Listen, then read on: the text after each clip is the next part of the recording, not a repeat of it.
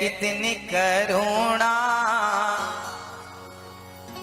जाकर सुदामा दुखारी से पूछो। कितने करुणा मैं भगवान हैं, ऐसे कौन मिलेंगे आपको, इसलिए इनकी शरण ग्रहण कर लो जल्दी से। भक्तों, भगवान श्री कृष्ण अब पूतना मौसी के प्राणों का पान किया, नंद बाबा कर चुका के आई तो पूतना मौसी मरी पड़ी थी। यशोदा ने गाय की पूंछ से लाला की नजर उतारी। पूतना का शरीर इतना विशाल था कि 6 कोस का जंगल टूट गया था। अब शरीर को काट काट कर चिता पे रखा, आग लगाई। जब पूतना के शरीर से धुआं निकला ना, तो पूतना के शरीर से सुगंध निकल पड़ी। अहो बकेयम स्तनकालकोटम जिघांसयापा यदाप्यसाध्वे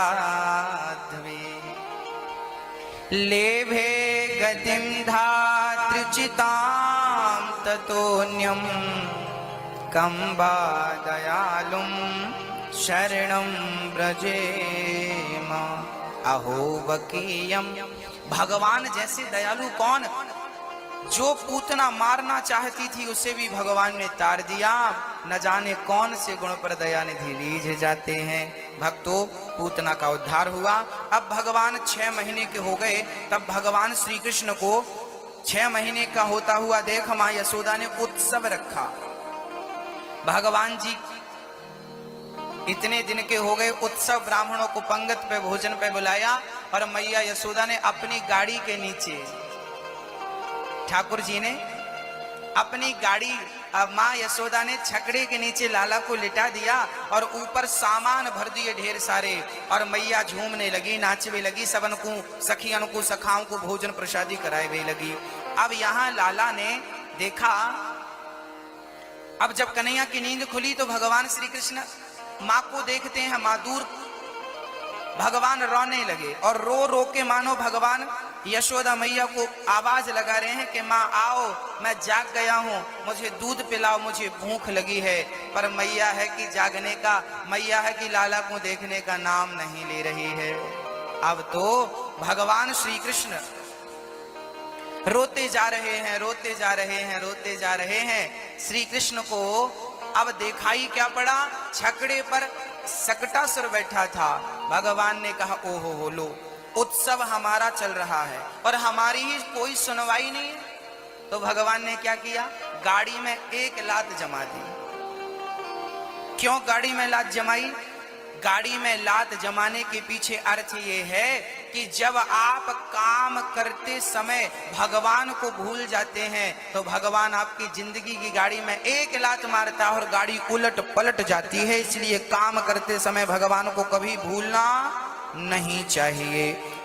गाड़ी उलट पलट गई और सकटासुर जाके धम्म से कंस के द्वार पे गिरा और सकटासुर का उद्धार हो गया।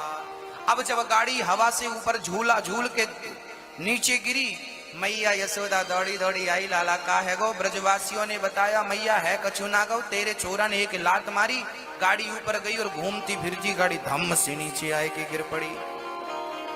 अब यशोदा मैया बोली, राम राम, मेरे छोरा में इतनी शक्ति कहां से आवेगी कि मेरे छोरा ने एक लात मार दी तो गाड़ी ऊपर चली गई? इतनी शक्ति तो है ना है मेरे छोरा में। अब मैया जैसे तैसे संभलती संभालती, ब्रजवासियों की बातें कुछ समझ नहीं आ रही थी, अब मैया लेकर चली गई। यहाँ एक बात बहुत गंभीर है समझने की।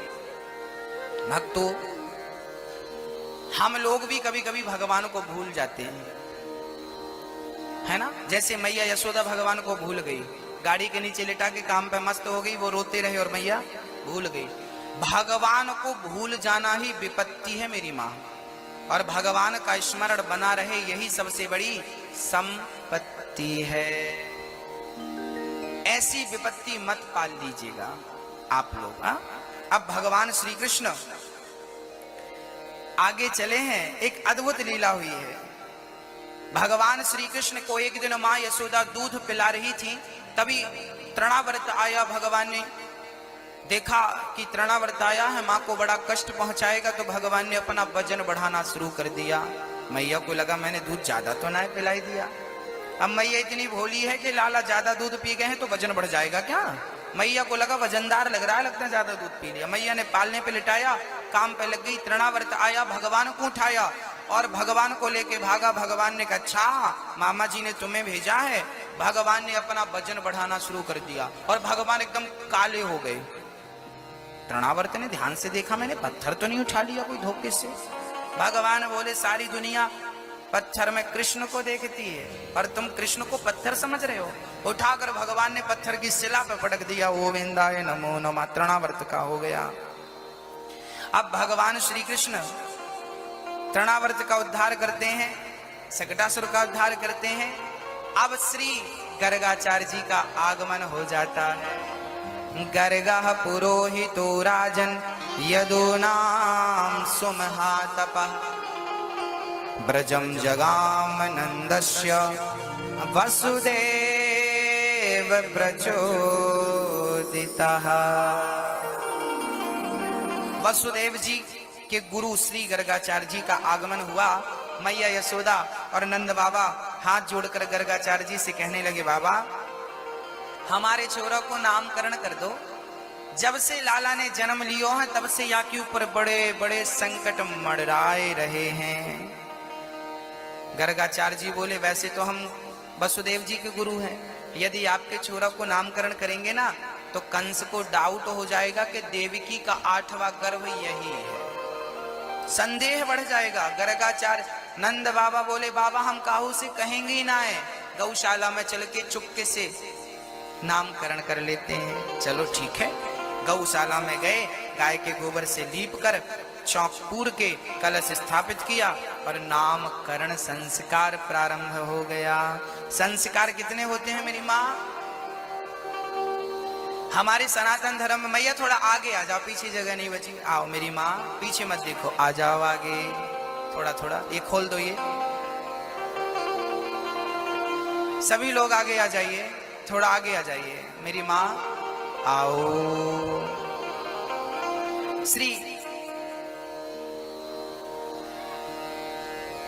श्री गर्गाचार्य जी महाराज,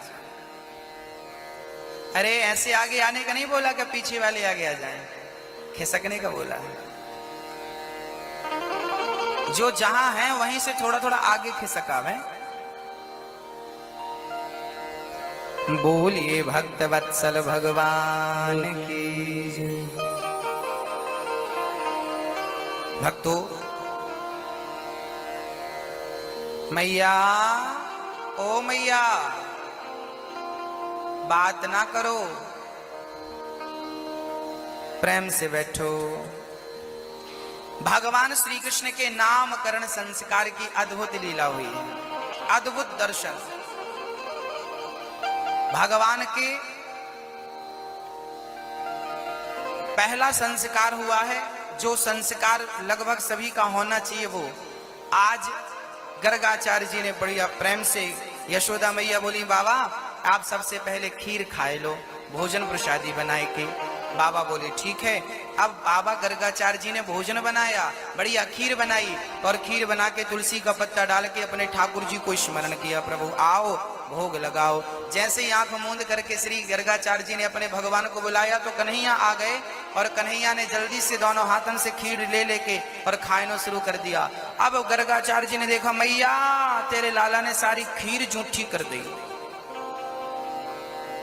अब मैया ने लाला को पकड़ लिया, चौरे लाला ऐसी शैतानी करनी चाहिए बाबा, एक बार और बना लो। अब गर्गाचार्य जी ने दूसरी बार खीर बनाया और फिर आंख बंद करी तो कन्हैया फिर आके खीर खाने लगे। ओ मैया लाला ने फिर खीर झूठी कर ली। मैया ने बोला चौरे लाला तो कुछ समझ में ना आ रही है, बाबा अब की बार बना लो, मैं लाला को पकड़ के बैठूंगी, भागे को ना है।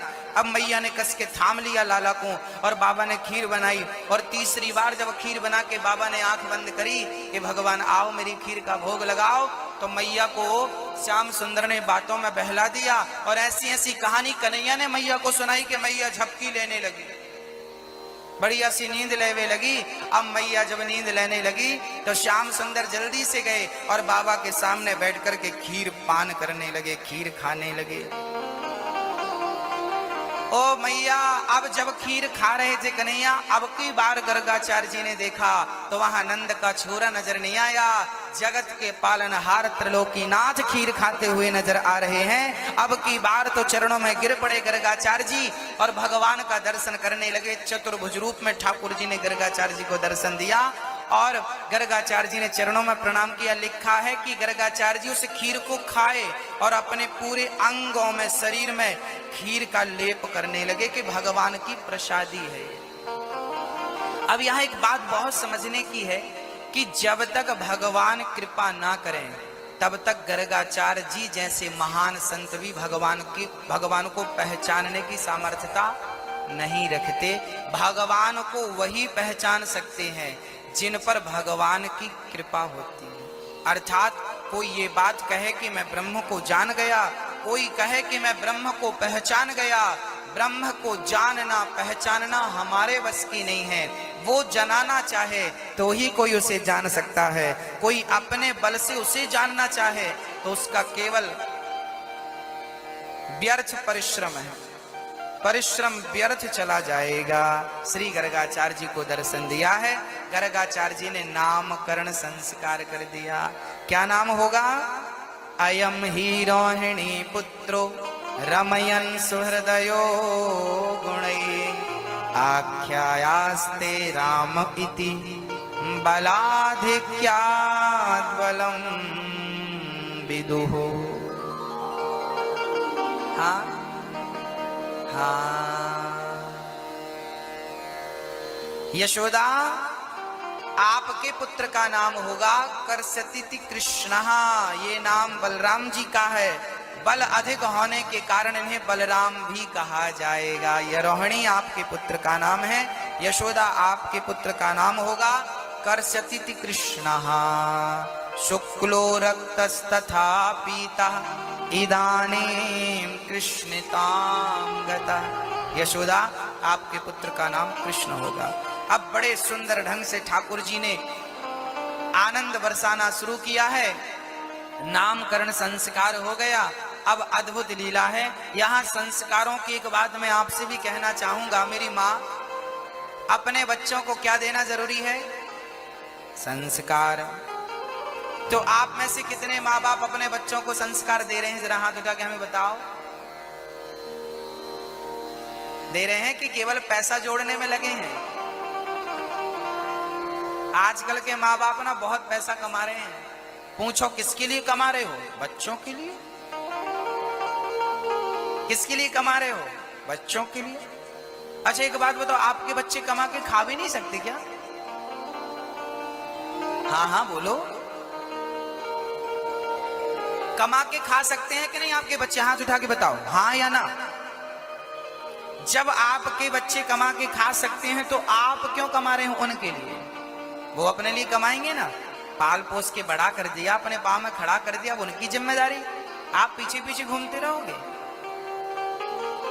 हाँ मेरी माँ। अच्छा एक बात बताओ, आप में से ऐसे कितने माँ बाप हैं जिन्होंने अपने बच्चों को भिखारी बनाया है? बताओ। आप में से ऐसी कितनी मम्मियां हैं, कितने पापा हैं जिन्होंने अपने बच्चों को भिखारी बनाया है? किस किस माँ बाप ने अपने आप में से है कोई ऐसा माता पिता जिन्होंने अपने बच्चे को भिखारी बनाया हो? आप अपने बच्चे को राजा बाबू बनाना चाहते हैं। आप अपने बच्चों के लिए बढ़िया बढ़िया सपने देखते हैं, मेरा बच्चा ऐसा हो, मेरा बेटा वैसा हो, मेरा बेटा। लेकिन सच्चाई ये है कि कहीं ना कहीं मेरी माँ, मैया, ओ मेरी माँ, इतना भी पानी नहीं गिर रहा कि तुम बह जाओ। हाँ, थोड़ा शांति से, प्यार से, भाव से, श्रद्धा से कथा श्रवण कर लीजिए। ये तो कृपा बरसनी ही है। आनंद से बरसती कृपा में आनंद लीजिए। हाँ तो मैया जी, एक बार क्या हुआ, मैं आपको सरल समझाता हूं, कठिन आप नहीं समझेंगे। एक बार क्या हुआ, एक लड़का, उसका विवाह हुआ, मैया हो गई पंचायत। अब ध्यान से सुन लो मेरी माँ। लड़के का विवाह था, बड़ा अमीर आदमी था, कोई कमी नहीं थी धन धान्य की।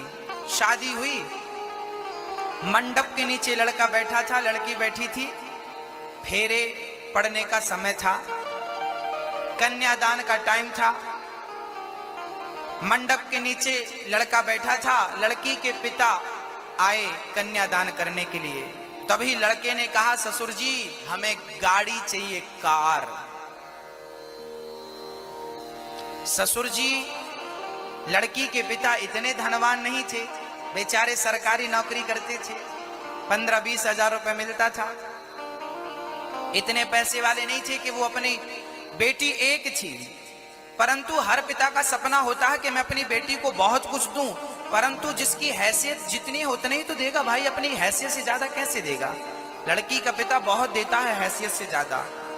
अब लड़के ने जिद कर ली, हमें कार चाहिए। अब लड़की का पिता मीडियम वर्ग का था, दाल रोटी से लगा था, पर लड़के की जिद है और बेटी एक है तो बेटी की खुशी भी तो देखनी है ना। लड़की के पिता को लगा कि मेरी बिटिया है, कोई बात नहीं, मैं अपना घर बेच देता हूं। सोचिए, रातों रात लड़की के पिता ने अपना घर गिरवी रखा और 10 लाख रुपए की बढ़िया सी गाड़ी खरीद कर अपने दामाद को गिफ्ट किया। लो,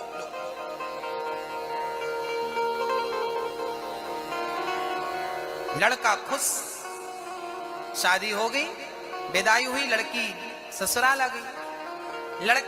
लड़की के पिता को लगा कोई बात नहीं, मैं कटवा दूंगा, पैसे चुका दूंगा, मेरी बेटी खुश रहनी चाहिए बस। एक दिन लड़की से बोला, सुनो चलो आज हम तुम्हें घुमा के लाते हैं। पत्नी बैठी है और साहब गाड़ी चला रहे हैं, और गाड़ी दहेज की गाड़ी है ना, मिली तो 80 की स्पीड पर चल रही है। पत्नी ने समझाया थोड़ा आराम से चलिए, भीड़ है आगे, लोग हैं, कंट्रोल करें ना करें, आराम से। अरे जानती नहीं मैं बहुत बड़ा खिलाड़ी हूं गाड़ी का, चलने दो।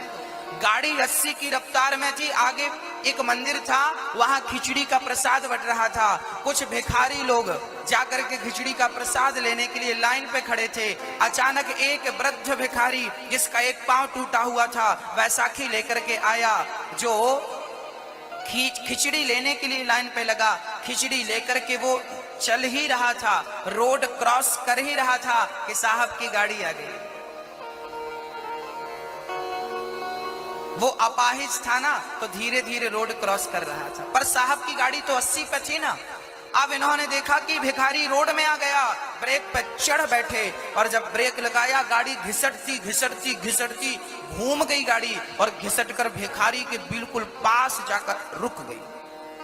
अब साहब ने गाड़ी से उतरकर जो भिखारी की क्लास लगाई, मूर्खो तुम जैसों के कारण एक्सीडेंट होते हैं, क्या जरूरत थी, हाँ कमा के खा नहीं सकते, भीख मांगने बैठ गए रोड में, कमा के खाते क्यों नहीं हो। लड़की ने उतर के समझाया, गुस्सा मत करो। लड़की ने पॉकेट से 100 रुपए निकाले और उस अपाहिज भिखारी के हाथ में पकड़ा दिए। अब ये पत्नी पे गर्म हो गया, क्यों, क्या जरूरत थी तुम्हें उसको 100 रुपए देने की। तुम जैसे लोग इन भिखारियों का मनोबल बढ़ाते हैं और ये रोड में बैठ बैठ के भिखारी बनते हैं, और यहाँ कोई मर जाए तो जिम्मेदार कौन। उस लड़की ने प्यारा जवाब दिया। उस लड़की ने कहा कि ये भिखारी है क्योंकि इसकी मजबूरी है, क्योंकि ये अपाहिज है, ये भीख मांगता है तो इसका भीख मांगना शोभा देता है, क्योंकि ये कमा के खा नहीं सकता। पर आपके तो दोनों पांव भगवान ने दे रखे हैं, आपको भी तो मंडप में बैठ के भीख ही मांगनी थी ना। आपने भी भीख मांगी, इसने मंदिर के बाहर भीख मांगी, आपने मंडप के नीचे भीख मांगी। इसके तो पांव नहीं थे, आपके तो पांव थे। ये अपाहिज था, आप तो अपाहिज नहीं थे। आप तो कमा के खा सकते थे, फिर भी मेरे बाप से आपने भीख मांगी कि नहीं। भिखारी वो नहीं होते जो मंदिर के बाहर बैठते हैं, उनकी तो मजबूरियां हुआ करती हैं भक्तों। सबसे बड़े भिखारी तो वो होते हैं जो दहेज मांगते हैं, दहेज लेते हैं। सबसे बड़े भिखमंगे वही होते हैं। तो मैं आपसे पूछ रहा हूं, आपने भिखमंगों को जन्म तो नहीं दिया।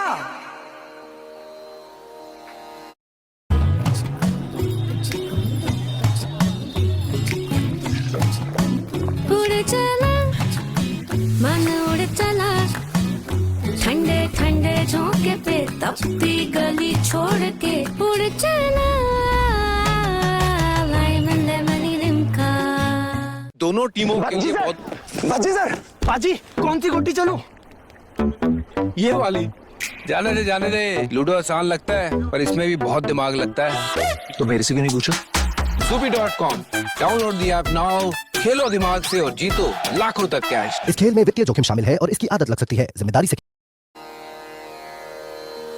हाँ, आप में से किस किस ने भिखमंगों को जन्म दिया है?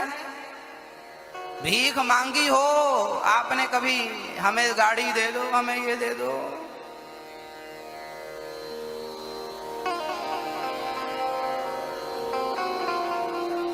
मांगे से मरना भला, मत मांगो कोई भीख, बिन मांगे मौती मिले, यह सतगुरु की सीख। मांगने से अच्छा है मर जाओ, पर किसी से मांगो मत। मैया बैठ जाइए। क्या हो रहा है? बारिश हो रही है? अच्छा जी, अच्छा थोड़ा आगे आ जाओ मैया, ये जगह इसका आज उपयोग कर लो। पीछे वाले को खड़े होने की दिक्कत है, ये कैमरे की जगह छोड़ दीजिएगा। थोड़ा आ गया मैया, आओ। ठाकुर जी से प्रार्थना करते रहो। हाँ, आइए थोड़ा सा आगे। अब गर्गाचार्य जी ने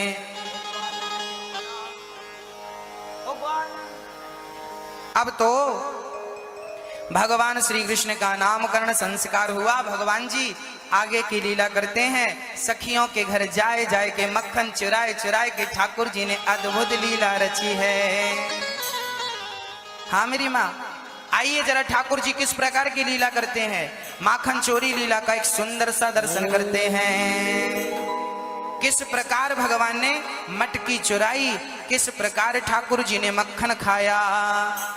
बैठ जाइए प्यार से। ठाकुर जी किस प्रकार मटकी तोड़ रहे हैं। सखियों के घर जाए जाए के भगवान माखन चुरा चुरा करके खा रहे हैं। और सखियां शिकायत कर रही हैं, मैया तेरे लाला ने तेरू बिगड़ गयो रे नंदलाल, वो कयोरी यशोदा से। सारी सखियां शिकायत कर रही हैं, मैया तेरे लाला ने आज मक्खन खाई, आज हमारी सारी मटकियों को यादारी के ने तोड़ दी, बछड़ों को खूंटे से याने खोल दियो। सारी सखियां शिकायत कर रही हैं। खूंटे से बछड़ों को खोल देने का अर्थ है कि बछड़े तो खूंटे से बंधे थे, अर्थात हम वो बछड़े हैं जो संसार के खूंटे से बंधे हैं। भगवान चाहेंगे तो ही हम आजाद हो सकेंगे, नहीं हम में इतनी ताकत नहीं है कि हम उस बंधन से मुक्त हो सकें। भगवान ने मुक्त कर दिया। वत्सान मुंचन क्वचित समय, आ समय में क्रोध से संजाता हंसा। सखियां बोली हम गुस्सा करती हैं तो हमें देख के ही कर देता, हंस देता तो हम सारा गुस्सा भूल जाती हैं। स्तेयम स्वादवत्यथ दधिपया, आज कन्हैया अकेले मक्खन नहीं खाता, सारे ब्रजवासियों का गोला बना के सबन को खिलाता है। सबन को खिला करके बाद में खाता है मैया। और ब्रजवासियों को तो ठीक है, बछड़न को भी मक्खन खवावे मैया। ना जाने का जन्म की दोस्ती है। हम मक्खन लेके मटकी लेके जावे तो पीछे से आके मटकी तोड़ देवे। इस प्रकार की लीला मैया तेरो लाला करे, मैं क्या क्या बताऊं। भक्तों, भगवान श्री कृष्ण जितनी भी लीलाएं कर रहे हैं, ये गोपियां कौन है? जन्म जन्म की संत हैं, साधु हैं। ये भगवान की लीला में सम्मिलित होने के लिए तरस रही थी। आज भगवान ने अपनी लीला इनके समक्ष करके इन्हें अपनी लीला में सम्मिलित कर लिया है। जब भगवान श्री राम वनवास गए 14 साल के लिए तो बड़े बड़े संत आए, प्रभु हम आपका दर्शन अभी किए ही थे, एक झलक देखी थी कि आप जाने लगे, अब आपका दर्शन कैसे करेंगे हम। तब भगवान बोले अगले जन्म में हम आएंगे और आप गोपी बनकर आना, आपको हम मक्खन खाते हुए नजर आएंगे, अनेक अनेक लीलाएं करते हुए नजर आएंगे, आप प्यारा सा दर्शन करना। एक दिन भगवान श्री कृष्ण यशोदा के पांव दबा रहे हैं। किसके पांव दबा रहे हैं? नंद बाबा के, यशोदा मैया के। भागवत में लिखा है कि भगवान माँ बाप की बड़ी सेवा करते थे। मात पिता गुरु प्रभु चरणों में प्रणवते बारंबार, कि हम पर किया बड़ा उपकार। मात पिता गुरु प्रभु चरणों में प्रणवते बारंबार, कि हम पर किया बड़ा उपकार। माता ने जो कष्ट उठाया, वह ऋण कभी न जाए चुकाया। उंगली पकड़ कर चलना सिखाया, ममता की दी शीतल छाया। जो भी इनकी शरण में आता, हो जाता उद्धार, कि हम पर किया बड़ा उपकार। मात पिता गुरु प्रभु चरणों में प्रणवत बारंबार, हम पर किया बड़ा उपकार। पिता ने हमको योग्य बनाया, कमा कमा कर अन्न खिलाया। पढ़ा लिखा गुणवान बनाया,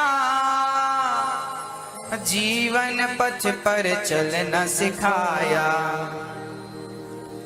जोड़ जोड़ कर जोड़ जोड़ अपनी संपत्ति का बना दिया हकदार।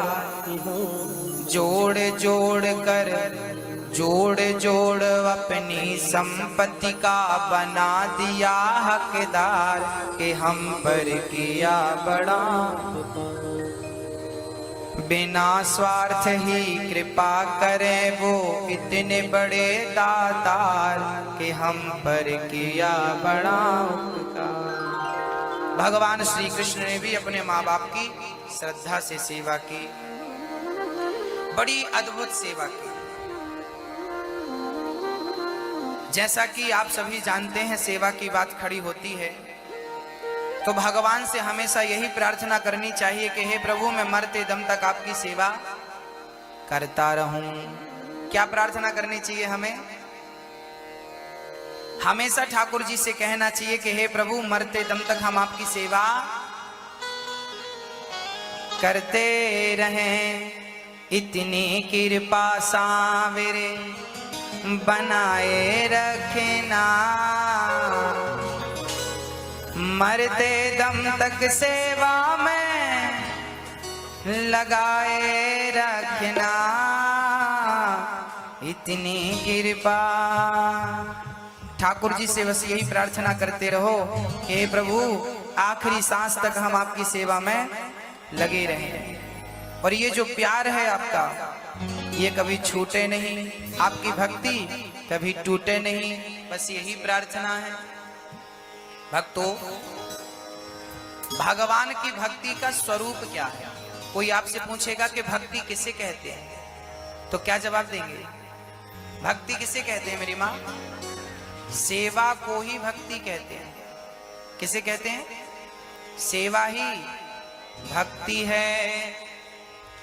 सेवा जो वृद्ध माओं की आप कर रहे हैं वृंदावन में, सेवा जो संसार की आप पत्नी पति की सेवा कर रही है, पुत्र माँ बाप की सेवा कर रहे हैं, आप जिनकी सेवा कर रहे हैं, आप ये ना समझे कि हम इनकी सेवा कर रहे हैं, आप ये समझे कि इनके रूप में हम भगवान की सेवा कर रहे हैं। यही सेवा है भगवान की। भगवान कभी डायरेक्ट नहीं खाता। आप भगवान को दाल चावल सब्जी रोटी खिलाएंगे ना? खाएंगे? नहीं खाएंगे? क्यों नहीं खाते? भगवान खाते हैं। भगवान डायरेक्ट नहीं खाते।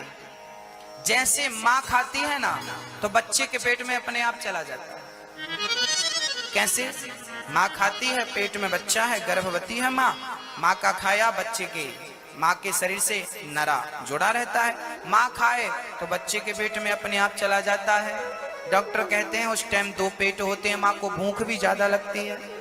माँ का खाया हुआ बच्चे के पेट में जा सकता है, तो मेरी माँ, बूढ़ी माँ जो वृंदावन में है, जब वो खाएगी तो आप जरूर मान लीजिए कि वो भगवान के पेट में ही जा रहा है। माँ के पेट से होता हुआ ईश्वर के पेट में यही भगवान को भोग लगाना है। मोर मुकुट बंसी वाले की जय जय श्री राधे। भगवान की दिव्य लीलाएं हुई हैं। एक दिन भगवान श्री कृष्ण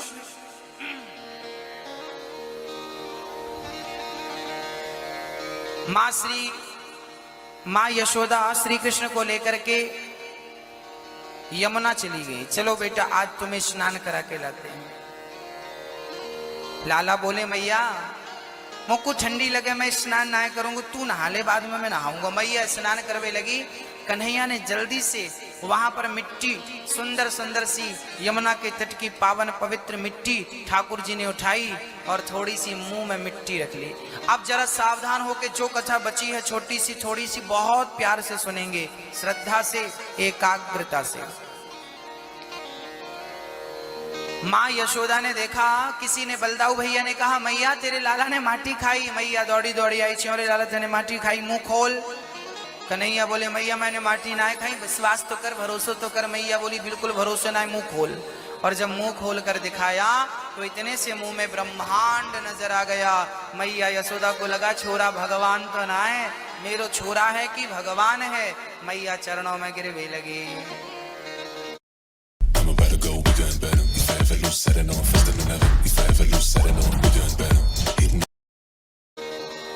मैया चरणों में गिरने लगी, चरणों में गिर गई। लाला भगवान है। आज भगवान श्री कृष्ण ने माँ के इस भाव को देखा कि माँ चरण छूने लगी। अब भगवान को लगा कि यदि मेरी माँ मुझ को भगवान समझने लगी तो जिस लीला के लिए आया हूँ वो लीला अधूरी रह जाएगी। मैया के अंदर भगवान का भाव जाग जाएगा। तब भगवान ने उंगली घुमाई अर्थात माया चलाई, तो मैया ने जो देखा था सब का सब भूल गई मैया। अब यहां प्रश्न खड़ा हो गया कि भगवान ने मुंह खोलकर सब दिखाया, बाद में भुला दिया। देखिए भगवान की जितनी भी लीलाएं हैं ना मेरी माँ, उन हर लीलाओं के पीछे कोई ना कोई कारण जुड़ा है, कोई ना कोई उद्देश्य जुड़ा है। कई बार जब भगवान मटकी चुराते हैं, मक्खन चुराते हैं, तो आपको लगता होगा ये कैसा भगवान है, बताओ मटकी फोड़ता है। अब बताओ जगत का पालनहार परमात्मा किसी का इतना सा मक्खन चुराए तो आश्चर्य नहीं होगा कि कैसा भगवान है।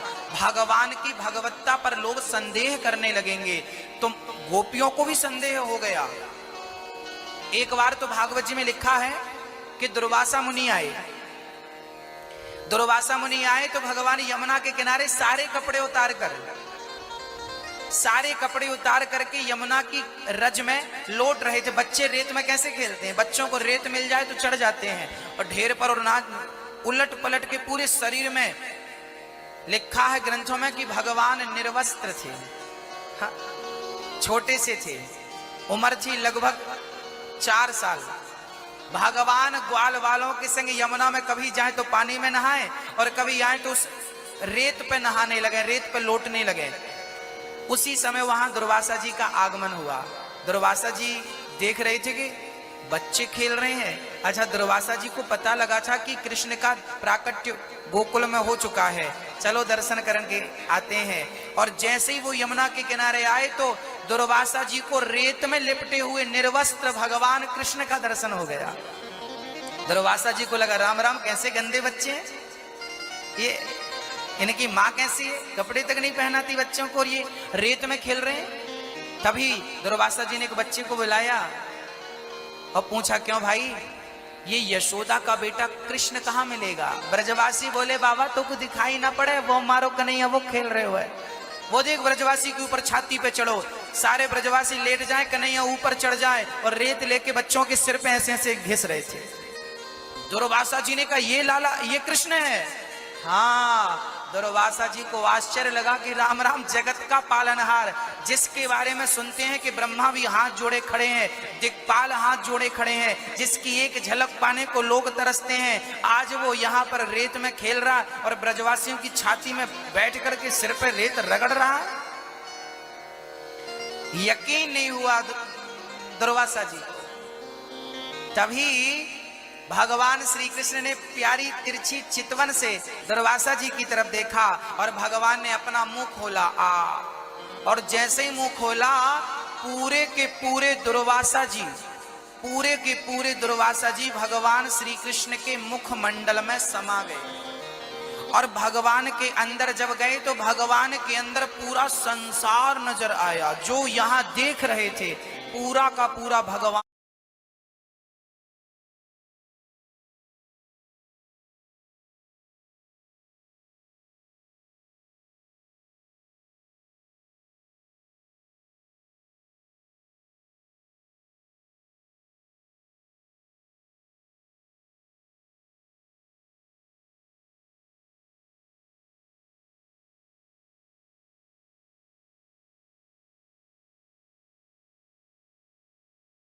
के भीतर था।